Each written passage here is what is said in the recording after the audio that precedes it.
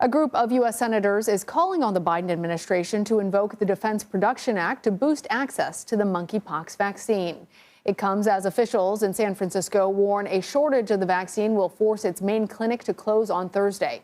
Nikki Battiste is in New York City, where a state of emergency has been declared to help fight the outbreak. Long lines in San Francisco as city health officials warned they would run out of monkeypox vaccines today. It comes as California's governor declared a state of emergency this week to help fight the outbreak, joining New York and Illinois. I thought that vaccines would be everywhere, testing would be everywhere, and I've just been really disappointed. Criticism like this helped prompt President Biden to name a national monkeypox response coordinator yesterday. This is a whole of government failure. It's not one agency. Yale epidemiologist Greg Gonzalez says reaction has been too slow. Should COVID have prepared us for this, or is this monkeypox outbreak compromising an already overwhelmed public health system? It's both. There's been this sort of nonchalance and malaise about the COVID pandemic over the past year or so, and now we're seeing it with monkeypox. More than 700,000 doses of the two-shot vaccine were shipped out Monday, bringing the total to just above 1 million. That's only enough for 1/3 of the gay and bisexual men the CDC says are high risk. But anyone can contract monkeypox. The only symptom I experienced was the bumps on my face.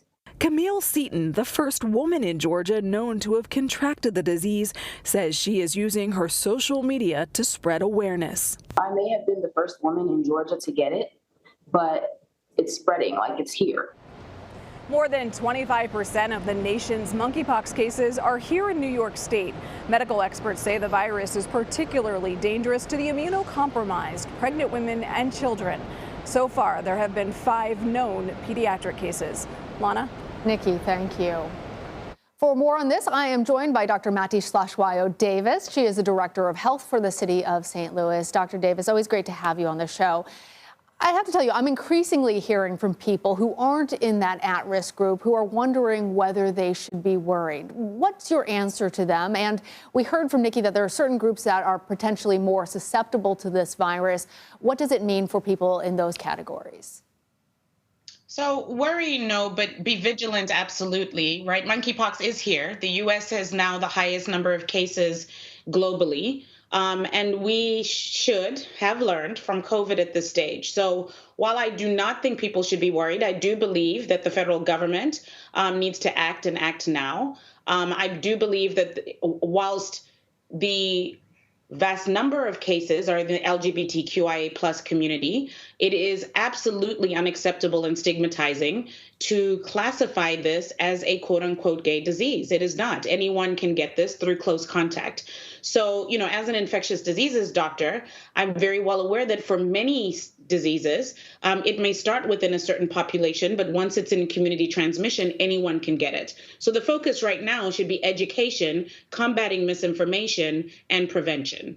And we just heard from my colleague, Nikki, that pregnant women, young people, immunocompromised people might be at particular risk. What does that mean for them? Should they be lining up to get vaccinated? Unfortunately, we just don't have enough vaccine. So in a perfect world, yes, we would want to be able to get ahead of this and vaccinate the population. But while vaccines are limited, we do have to risk stratify. That makes it difficult. As a director of health for a local public health department, everyone's calling me for vaccines. Demand is high. And the LGBTQIA plus community is both worried, understandably, with more than 98% of cases thus far being in that community, but also do not want to be stigmatized. This is not an STI. It is not it's not something that is sexually contracted, even though intimate contact, because of that close contact, can cause it. It creates a really difficult dilemma. So yes, the reason why, public health officials such as myself are advocating for more vaccines is because we want to be vaccinating everyone, but certainly those who are at risk, and certainly those who are immunocompromised, pregnant women, and of course our young children when available. And as you say, there is not enough vaccine. It could be months until more vaccines become available in the U.S. How might this delay impact the spread? We would just be repeating some of the sins of the past, right? Once we know that there is a threat, it has now been classified as a public health emergency by the WHO. We already have 3 states and multiple cities in the United States that have also called states of emergency. Now is the time. So we absolutely need to ramp up production. We absolutely need to get shipments out.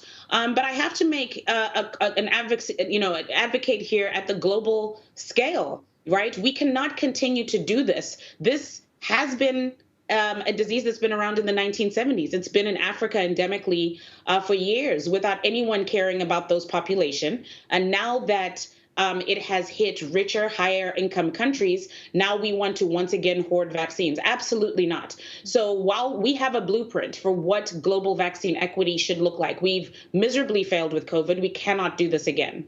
And as you say, everybody who wants a vaccine is not going to get it. So how can someone protect themselves from the virus without the vaccine?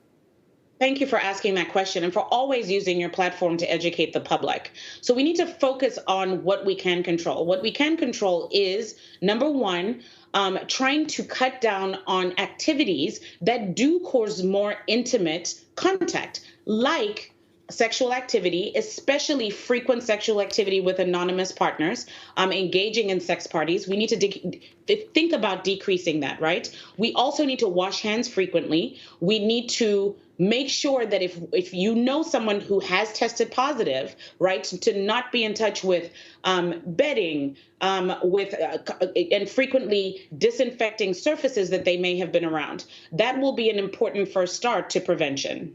All right, Dr. Hlatshwayo Davis, thank you for joining. Thank you for all that you do. Thank you so much for having me.